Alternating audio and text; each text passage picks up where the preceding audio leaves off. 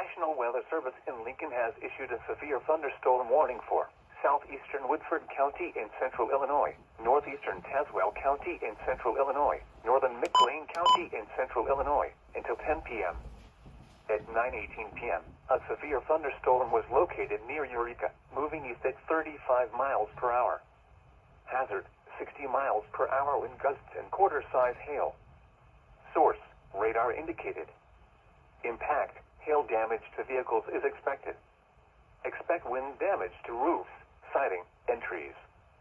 This severe thunderstorm will be near Secker around 9:25 p.m. Hudson around 9:35 p.m. Other locations in the path of this severe thunderstorm include El Paso, Gridley, Lexington, and Chenoa. This includes the following highways: Interstate 39 between mile markers 5 and 21. Interstate 55 between mile markers 173 and 186. Interstate 74 between mile markers 110 and 113. For your protection, move to an interior room on the lowest floor of a building.